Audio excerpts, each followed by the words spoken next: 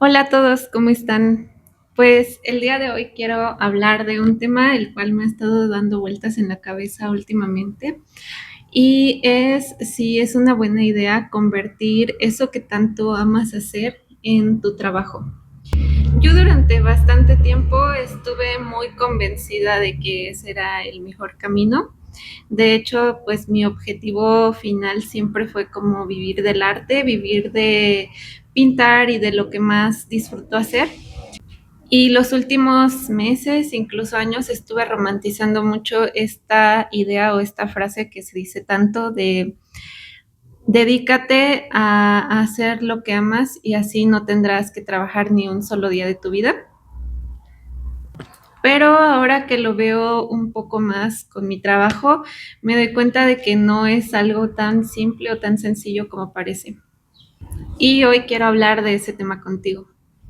Durante bastante tiempo yo ya estuve en el otro lado de las cosas, es decir, trabajando en algo que no me gustaba, haciendo cosas solamente porque se suponía que eso me iba a dejar dinero, me iba a dar como cierta estabilidad económica, pero eso es algo que me di cuenta que se ha convertido, no, ¿qué fucking me tienes que ver?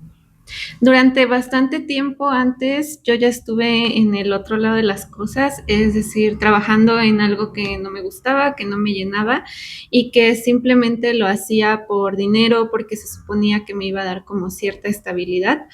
Pero eso, déjame decirte que es algo infinitamente desgastante, o sea, te drena y lo peor de todo es que hace que te desconectes. Pues cuando yo me di cuenta de todo eso, huí de ese lugar y me fui como hacia el otro extremo de las cosas. O sea, pasé de ser una científica a volverme artista.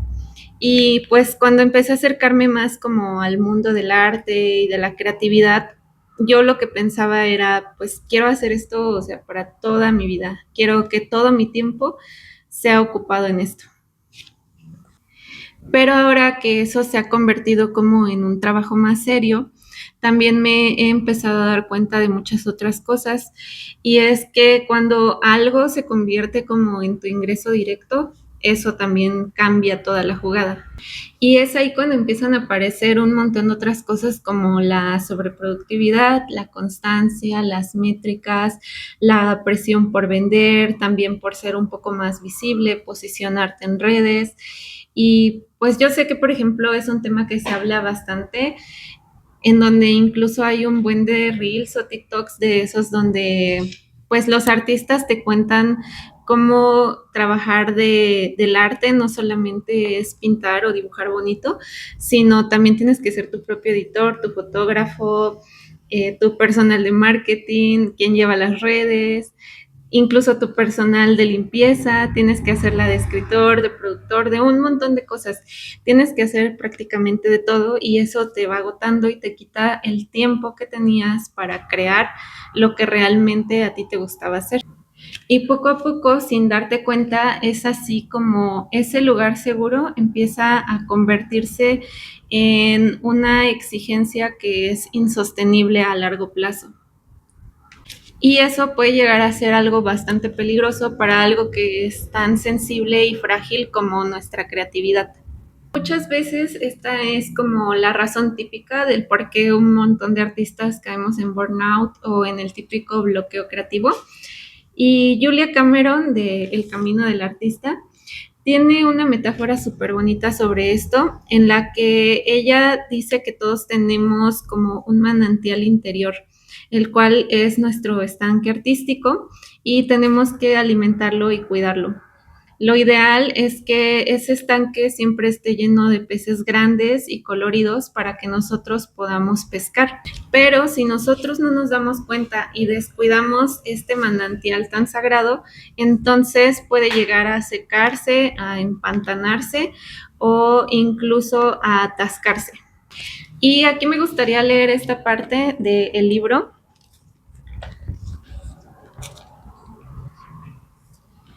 en donde Julia dice que cualquier periodo prolongado de trabajo creativo bebe de nuestro manantial artístico.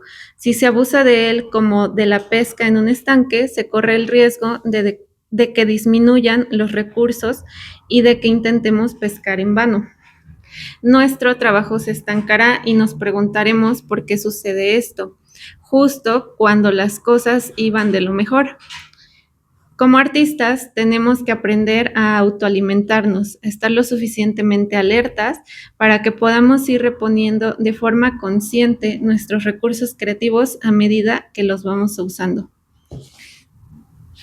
Todo esto de lo que hemos estado hablando también va muy de la mano con la monetización, que es un tema bastante recurrente en redes. Pues vivimos en una época en la que aparentemente todo se tiene que monetizar.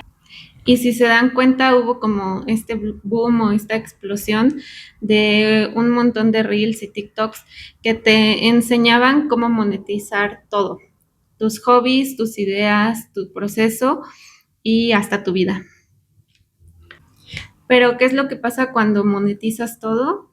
¿Dónde queda el espacio para crear sin presión o incluso para explorar o experimentar sin que algo tenga que ser vendible?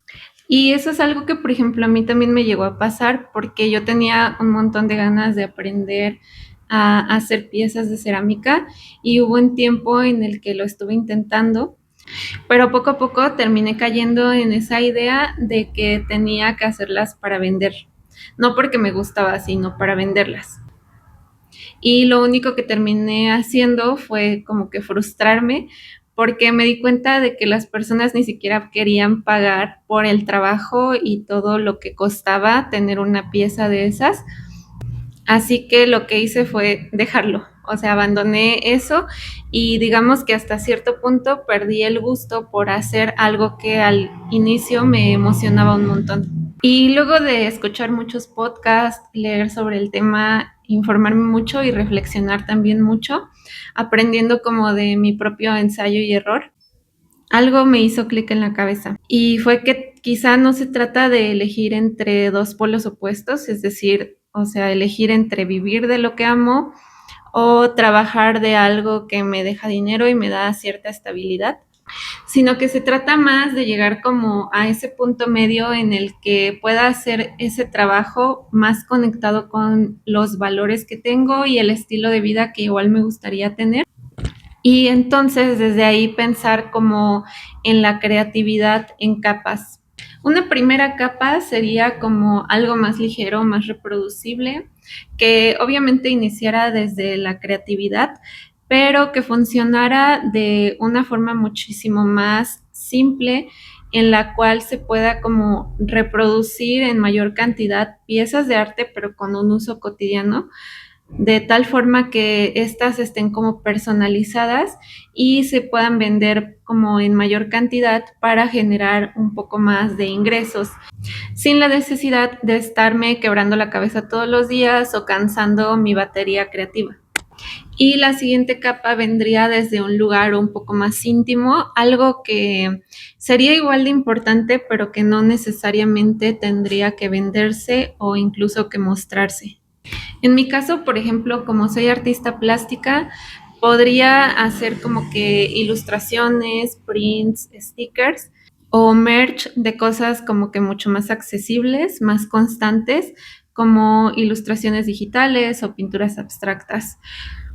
Pero también tendría que darme el espacio para crear cosas que vengan como de lo más profundo de mí, como podrían ser en mi caso escritos, pinturas, pensamientos, dibujos, y todo esto sin pensar si se van a vender o no. O sea, hacerlo simplemente porque lo necesito. Porque si yo dejo de hacer eso, corro el riesgo de quedarme sin ese lugar seguro, ese lugar interno y que se pueda llegar a, como decía Julia, empantanar ese manantial. Y para mí eso sería algo que me desestabilizaría mucho e incluso pues podría como perderlo todo. Entonces, aquí la pregunta quizá no debería ser cómo aprender a vivir de lo que amo, sino más bien cómo aprender a vivir de lo que amo sin destruirlo en el intento. Y supongo que la respuesta no es como dejar de intentarlo o irnos a un extremo o al otro, sino más bien como Aprender a nutrir, a oxigenar y a cuidar ese espacio y manantial creativo que todos tenemos, tratarlo como lo que es, algo muy valioso y que requiere protección y cuidado. Y yo sé que no tengo todas las respuestas, pero sí es un tema que me interesa compartirlo contigo porque sé que no soy la única que está sintiendo o pensando esto. Además de que, aunque estos temas estén un poquito más enfocados hacia las carreras creativas, creo que de cierto modo aplica para todas las carreras o casi todas, ya que incluso escuché alguna vez a una chica que estudió medicina hablar de cómo la pasión tan grande que tenía por su carrera llegó a hacerle mucho daño y a desgastarla tanto que terminó por dejarlo. En fin, si tú también estás intentando vivir de algo que amas, me gustaría saber qué piensas. ¿Crees que todo tendría que monetizarse, venderse o mostrarse? ¿O sientes que sí es necesario dejar algo guardado solamente para nosotros? ¿Y cómo llevas tú estos procesos en tu carrera? Yo te leo en los comentarios y sígueme si no te quieres perder más videos como este. Ya saben que aquí vamos a hablar de arte, de creatividad, de libros, entre muchas cosas más. Y este es un canal muy nuevo, entonces me ayudaría mucho si me sigues y dejas algún comentario para que podamos crear una bonita comunidad que estoy segura de que a muchos les va a ayudar y les va a encantar. Nos vemos en el siguiente video. Muchas gracias por estar aquí.